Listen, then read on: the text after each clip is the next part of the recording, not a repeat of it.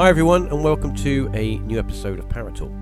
And this week I'm joined by Aaron from the podcast Strangeness. Hello Aaron. Hello. How are you? I'm fantastic, Reeves. How are you? I'm excited to be I'm here. all right. Yeah, bit hot. We're not used to this hot weather over here. It's a bit warm today. I've been hearing about that. Yes, I hope you're all right. Yeah, I'm fine. Yeah, I'd rather have the hot weather than it being raining. I don't mind rain, but a bit of hot weather can't go wrong. So, Strangeness, the podcast. I've become a bit of a listener recently, and I've been going through your episodes. You cover a lot of topics about the paranormal and cryptids and folklore and all that stuff. I understand that the Strangeness used to be a blog, and it kind of transformed into a podcast. Is that right? Mm-hmm. Yeah. It originally, Strangeness was an Instagram page where I showed off my collection of weird books. Ranging from everything from cryptozoology to ghosts to UFO encounters, unsolved mysteries, all that stuff. Anything you could fit in the category of something strange. And then I just started having a lot of really positive and interesting interactions online with other members of the community, both through Instagram and Clubhouse and a couple other apps. And at about the same time, my wife, Sara, and I were, regularly having these fairly in-depth conversations about all this stuff because I was spending so much time reading about it and I wouldn't stop talking about it. And she was actually the one that pitched the idea to me one day in the middle of one of these conversations. Well, why don't we just do a podcast? I'll do it with you. You just have to produce it. Okay, that was a little over a year ago. No, here we are. You've been going for a year. You've got a listener base because one of those things where you kind of put it out there and you think, well, who's going to listen to this? Just because I like it doesn't mean it's everybody else. But you have got a listener base. Somehow. So when you sort of transformed your blog into a podcast, was it a bit of a shock to think, wow, this is quite a lot of work? I did do a lot of research before we started because I'm really good at starting things and never finishing them, never following through. I love to start things. So I did a lot of research and we did a lot of reading before we actually started the show just to try to get an idea of how much work was going to go into each episode. I think I was a little prepared for it, but there's nothing like doing something. So yeah, I think for sure it was a little bit of a shell shock. I'm like, oh my gosh, like this actually takes a considerable amount of time. Like, yeah.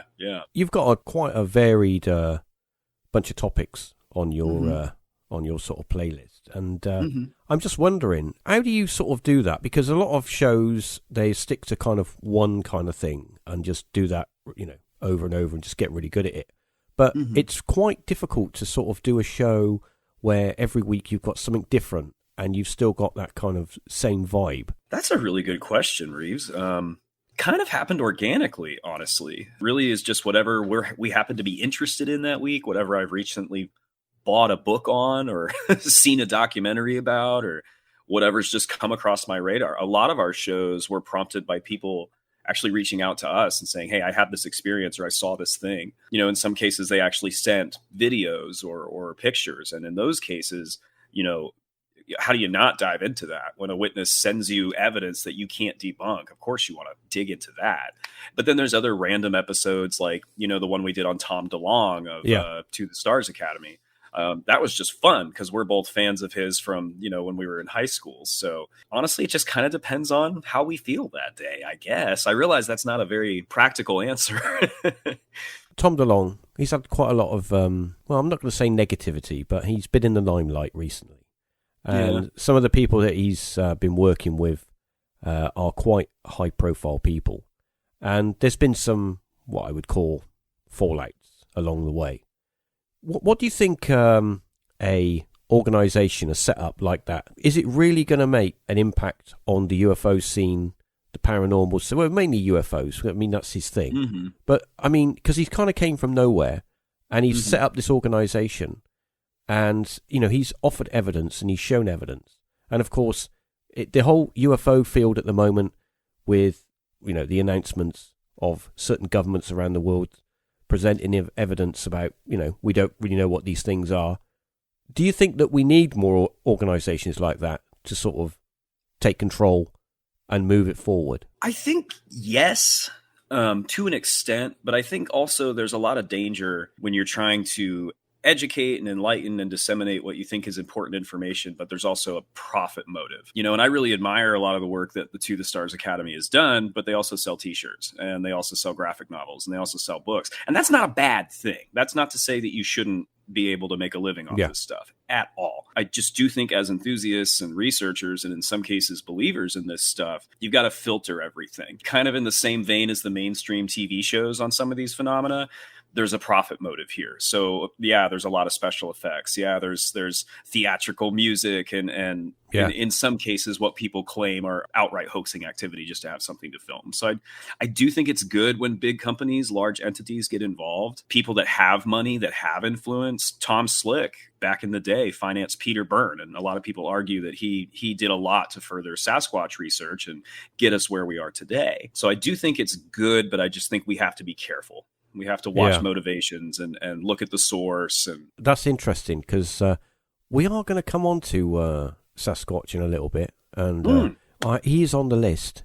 Fun. But before we run along there, I just wanted to find out how you kind of got into the whole paranormal unexplained. Was it something that sort of was cultivated from a young age, or did you just kind of fall into it? Since I was young, The Mothman Prophecies is the first book I bought with my own money when I was 11 or 12 years old, I think. And it took me 2 years to read it because I was a kid. But, I loved that book. So it's kind of always been in the background for me.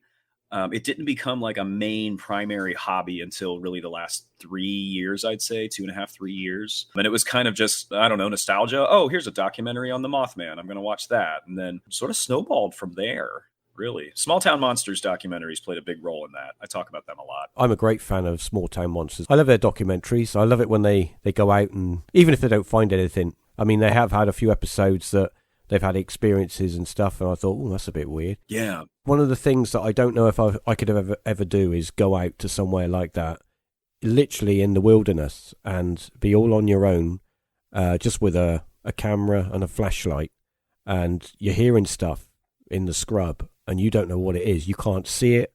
You have no clue, and that's quite creepy. It is. Bigfoot and Sasquatch. What are your thoughts on that? Something's going on, obviously, and maybe that's an easy answer. But this is not something that a bunch of people are making up. I don't buy that. It just doesn't make sense that this many people over this long a span of time, spread out over this many large parts of the world, are making up the same thing.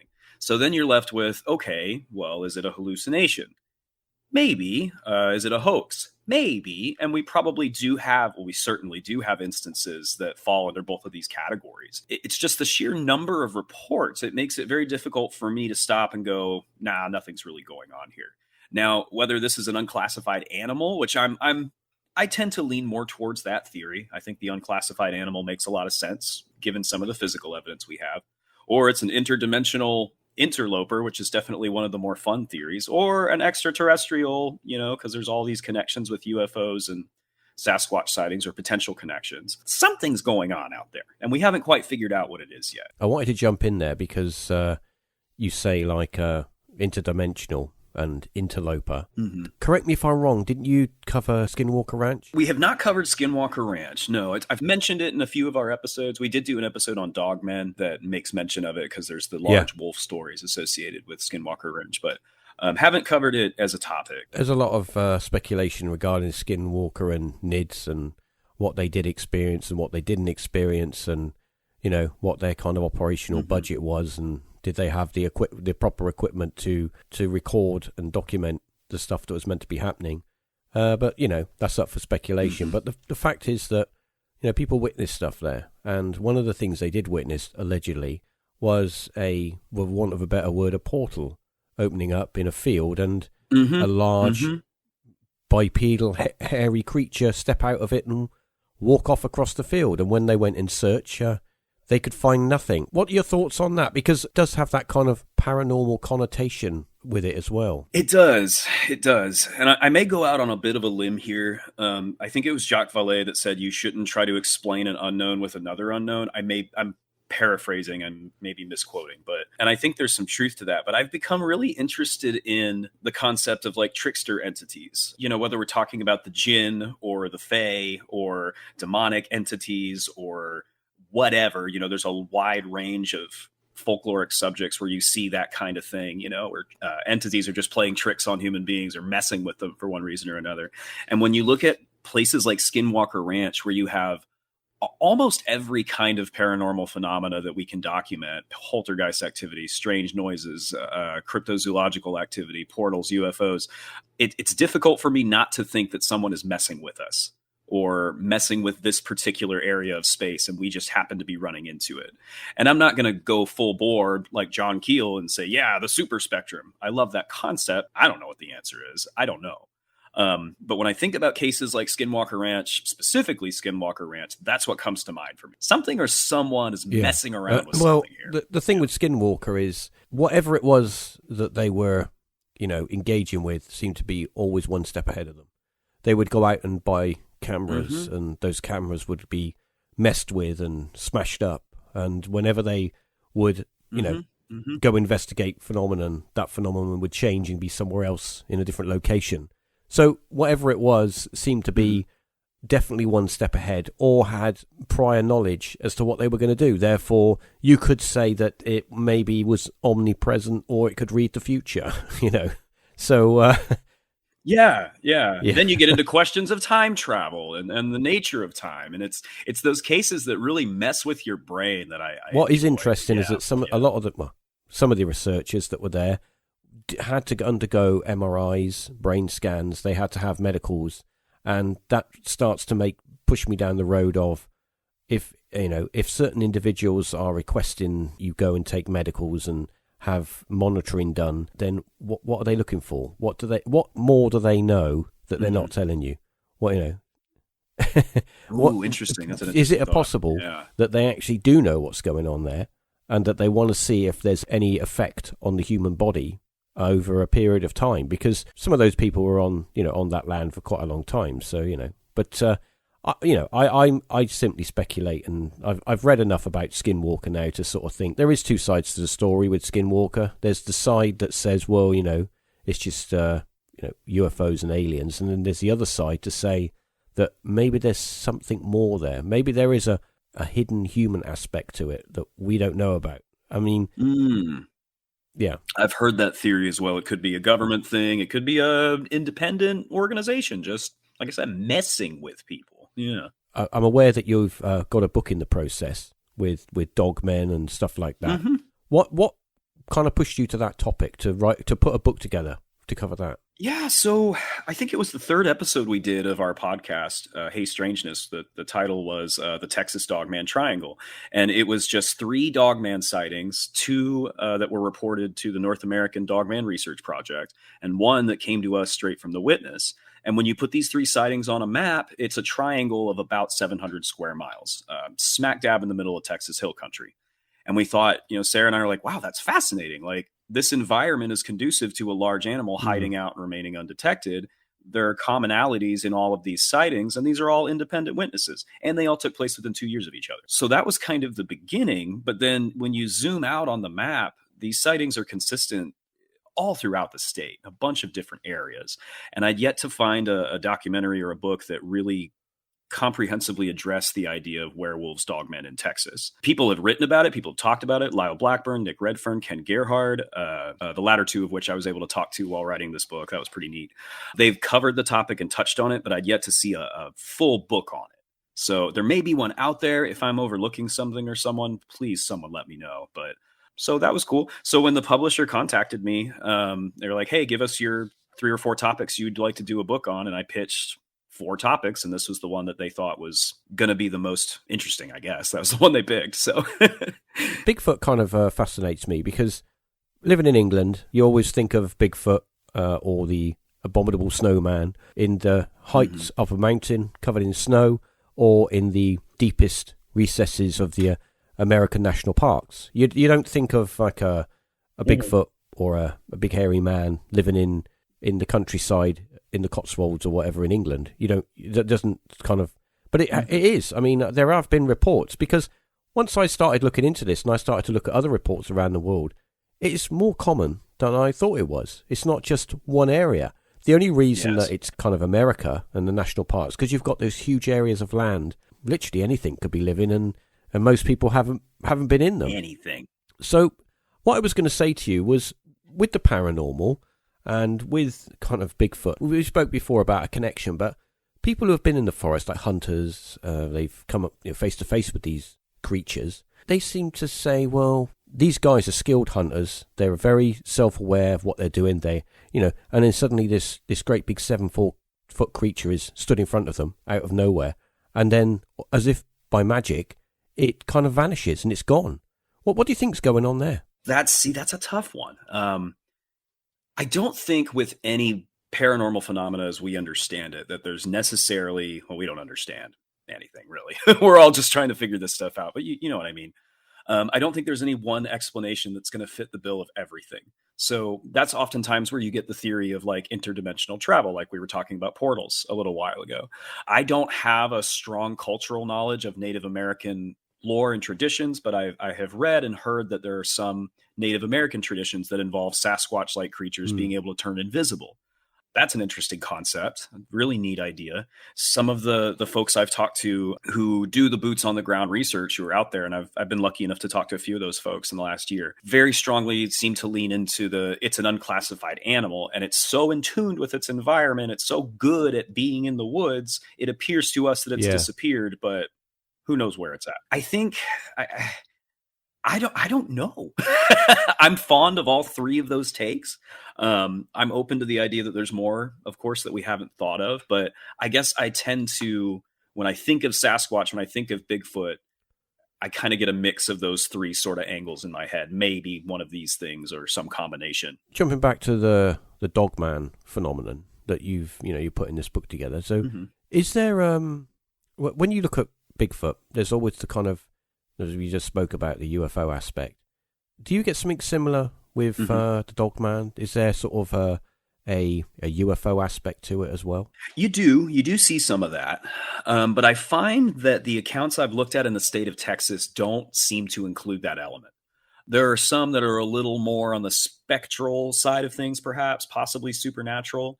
But the great majority of the reports we see in Texas over the last 100 years seem to lend themselves more to it's an animal. It's an unclassified animal. And it's interesting that you mentioned Sasquatch, because there's a lot of conjecture that there's crossover between dogman and Sasquatch reports. And several of the people interviewed for the book made that same comparison, and we kind of made those same contrasts. But there are some distinct things in the dogman sightings that seem to separate them from the majority of what we think of as Sasquatch sightings. But I don't find there's as much of a UFO element with regard to that phenomena in Texas. Moving slightly away from wild men in the woods, and to sort of move on a little bit to the paranormal, because it's not just dog men and wild men that you cover.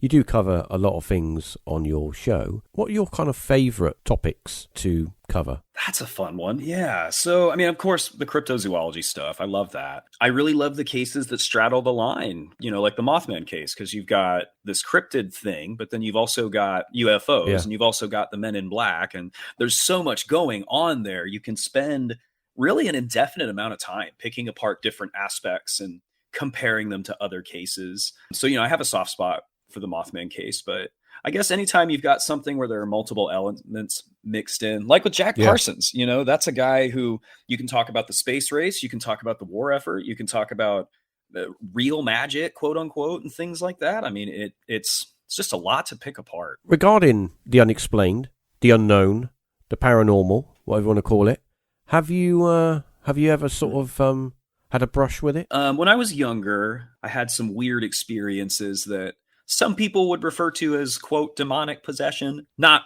myself, but I'd witnessed someone I knew very well behaving very strangely. That's the simplest way to put it.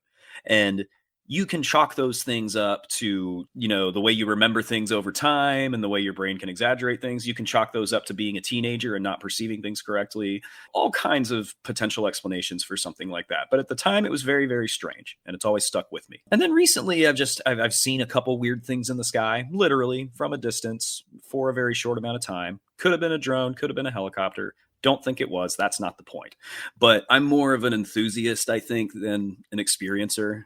I've never had a look at a Sasquatch. I've never been abducted. I've never seen a poltergeist do something in front of me. I think that, I mean, I've been to places and I've I've done vigils and stuff, and most of the time you don't. Nothing happens. You just eat your sandwiches and that's it, and you go Really? home. I have had a few times where you've had a chill run down your spine because you feel that someone's in a room with you and you have that feeling, but you can't see it. Yeah, I've had that. I think most people have probably experienced that you're alone but not alone. Yeah, I've experienced that. It's a very unsettling feeling because it's almost like it's frustrating because you can't see, and it's a very weird feeling. But on the topic of that and hauntings and stuff, what's your take on in general? What's your take on ghosts and hauntings? I'm of the opinion that, one, I don't think we know what ghosts are. Maybe that's an overly general statement, but I feel very often when you get into ghost hunts and ghost research, some researchers speak from a point of almost absolute authority and will tell you inconclusively that this is the spirit of a human that was here one time. Personally, I don't like that idea. I hope we don't stick around after we die, doomed to throw the same rock down the same hallway over and over again. I don't want to do that, but I feel like we very much too often get into that mindset that these are the spirits of people that were here before. Well, there's stone tape theory that maybe elements of the environment, certain minerals can record energy and thereby record events. Again, there's the trickster element. What if this is something just messing with us? I really like the idea of time slips. What if we're just seeing a window into the past? We're seeing an event that happened. Maybe it's because I want to make myself sound smart, but I'm always hesitant to come down on one thing. I just very much don't like the idea that ghosts are leftover human spirits. I hope that's not the case. I wouldn't say that I was 100% believer, and I wouldn't certainly not say I'm 100% skeptic. I'm definitely a little bit of both. I tend to sort of look at stuff and look at what is presented, and then I logically think about it and come to what I believe is my own opinion of what it might be going on. I'm not going to say it's this or it's that. I'm not going to say that's definitely grandma. I'm not going to say that, but I am going to come to my own thought process on it. Ghosts have always fascinated me, and I think that hauntings have fascinated me. And like you touched on, with the stone tape, with the environment being impacted in some way, where people see things, fascinating. It's totally fascinating. But as you say, I think we're still a really, really long way off of an answer to say, well, it's definitely this or it's definitely that. But I don't know if, as they say, kind of, you're on that loop. Oh, well, you died now, and now you're going to have to ride this bike up and down this road forever. Yeah, why? And I feel I should clarify, because there are a lot of stories where people have interactions with beings they believe to be ghosts, or maybe the spirits of their loved ones. And those can, in some of those cases, be very beautiful, defining, important moments for those people. And I don't want to take away from those experiences and say, well, your grandfather didn't visit you. I don't know. And I hope that you really did experience that. And that's wonderful. So I don't want to come across as too cynical, because there's another side to that coin too. But I really just don't want to be stuck in this apartment, 100 years from now after I'm dead. Well, no, I think it's quite a fair thing to say. I mean, I've had personal experience of that. I mean, 3 days after my father passed away, I heard him clearly call my name as if he was in the same room. So what was all that about? Was that my brain sort of trying to comfort me because it sounded like a real person in the room? I wasn't imagining it. Was it the stress, or I don't know? Who knows? But people do have experiences, and they do experience things. That is fact. But it's what are they experiencing, and what is the catalyst for that to happen? There's a lot of weird stuff out there, and people do experience weird stuff. I think it's quite sad when people just sort of, somebody tells them what, and they go, oh yeah, it's a load of rubbish, that you just imagined it. I don't think people are making it up. Certainly there are examples of that. Fine. There are examples of that everywhere. But I don't think in general that ghost phenomena is made up or imagined. Yeah, I agree with you. Yeah, it's definitely, there's something going on, but I don't think we've got all the facts at the moment. I think that we've got some of the pieces, but I think there's people out there that are doing some really good research and coming up with some interesting ideas, but I do think we're a little way off of any real hard evidence at the moment. So what I was going to say was, the TV and media. What's your thoughts on ghost shows and cryptid shows on TV? Do you think that it's a good thing? I do. Overall, I think it's a good thing. And I interviewed David Weatherly. I've talked to him a couple of times, and he and I kind of agreed that, yeah, it's good that there's such, I'm just name dropping David Weatherly. I'm sorry. But, it's good that there's such an interest. It's good that there's so much focus on this and that people are so accepting of it, because it makes it so much easier for experiencers to come forward with the things that they've seen. It makes it, that person that thinks they might have caught a picture of a ghost in a birthday party photo, they might be more likely to point that out to someone now and have an open discussion about it than they would have 10, 20, certainly 30 years ago. Now, in general, when I say things in public like, well, werewolves are real, people still look at me like I'm nuts. But at least you can have a conversation about these things. And I think that TV and films have played a really large role in that. But again, whenever you have a profit incentive and these shows rely on ratings, or they rely on streaming numbers, or they rely on downloads to pay people salaries, you have to be very careful. And like, there are some examples of, I'm not going to call anybody out or anything specifically, even though I have several in mind, but there are examples of documentaries in the paranormal niche that are not clearly labeled that they are actually works of fiction. There are a few on some mainstream streaming services that when you watch them present themselves as being 100% accurate, but you do 2 minutes of Googling and you realize this is completely exaggerated, or in some cases completely made up. And I think for people who are interested in actually asking these questions and really exploring these things objectively, that muddies the waters. I think it's dangerous. But on the flip side of that, you have groups like Small Town Monsters, like we said, who are actually the ones publishing the book I'm writing. I think I forgot to mention that earlier, who really approach this stuff scientifically. Their films are great, and I'm so glad that they exist. So double-edged sword, I guess. Just depends. Yeah. So before long, you are going to be a published crypto. I guess so. Yeah. It kind of blows my mind. 2 years ago, I was watching Small Town Monsters documentaries thinking it would be cool to run into Seth Breedlove at a convention. And, now we send DMs about a book I'm writing. So it's cool. Before we're come to the end of this show at the moment now, but I mean, before we do get to the end, there is something regarding, because it's kind of, this episode has been a little bit crypto, a bit with Bigfoot, and because that's kind of like it's interesting. It's an interesting topic, but there was something in the news recently regarding someone that had allegedly shot a Bigfoot.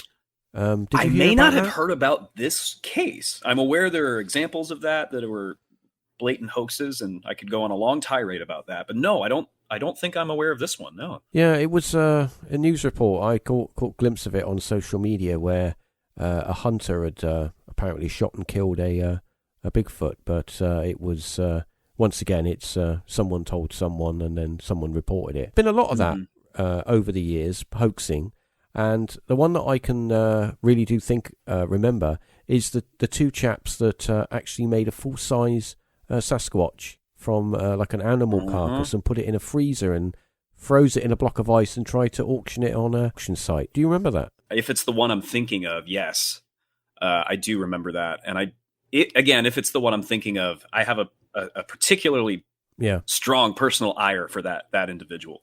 I don't like that.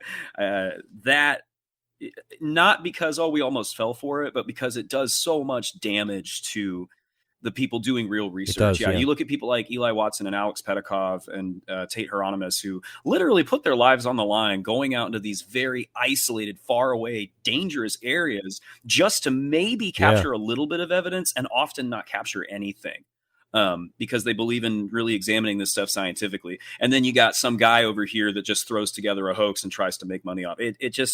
It's a bummer. It's a bummer because most people won't take the time, at least, in the mainstream, won't take the time to really look at the difference between these two profiles of Sasquatch media. You know what I mean? And it all gets lumped in the same category, and it just does so much damage. It does. And it's, I tend to, if there's a news report on and they're reporting on a UFO sighting or something strange, and then they start the news report with the X-Files theme, I immediately switch off. Yeah, like, come on, dude. I want to hear an eyewitness, or I want to hear a credible narrator explaining, what they're doing. And I do a lot of work with Paranormality Magazine. I guess I'm technically the executive editor. That's what my business card says. And with the magazine, we try really hard. All of our writers try really hard to approach things just presenting the information, asking a couple of questions. But you're not going to hear us say this is definitely proof of Bigfoot, and I think that's really significant. Well, yeah, you just present what's out there and let the reader make up their own mind. It's it's very difficult to put something out there, and everyone's got an opinion. You go on the internet, and everyone's got an opinion on there, and it's sometimes people can get a bit angry because apparently their opinion is better than someone else's. Oh yes, and they are absolutely right. Yeah, and so I tend to sort of keep the forums and those kind of places at arm's length because that's not my bag. And I agree. I love the internet as a resource, and I do believe there's a lot of value in secondhand anecdotal encounters. Yeah, it's easy to lie and make things up on the internet, but at the same time, let's hear the stories. But I don't get on Reddit, man. I don't like that environment. I don't get in the comment threads on YouTube. No. I barely get on Twitter. I just don't want to be yelled at. Social media is not very social anymore. No. So anti-social media. and it does put people off. I mean, if someone sees something and they want to put it out there, they want to tell someone, I think they're a little bit worried that if they tell someone, that someone's going to tell someone else, and then people will laugh at them. And it's a little bit more accepted now. I mean, with one of the good things that the internet has done is opened up the ability to have a forum to talk in. But back in the old days, it was clearly you saw that because then you're just a witch. Then burning. So but now it's a little bit more sort of forgiving. But anyway, so I think we've come to the end of this episode, but I've still got one more question. Yes. Of course, I mean, you got your podcast that you do with your wife, Sara, and that is hopefully going from strength to strength. But and of course you got your book as well that you when's that? I mean, when are you looking to sort of get that out? When's that? Yeah, so I'm wrapping up the manuscript this week and delivering the first draft to the publisher. Kind of just in the design, layout, moving stuff around phase right now. So, and then it's the publication timeframe I discussed with Seth and Heather was fall of this year, but we haven't really locked in a date. So hopefully before the end of the year here. I'd love for it to be out during the holidays so I can just give copies to everyone I know for Christmas. But yeah, that's kind of the general time frame right now. Cool. So, apart from that, what other projects have you got for this year? Anything else on the sideline?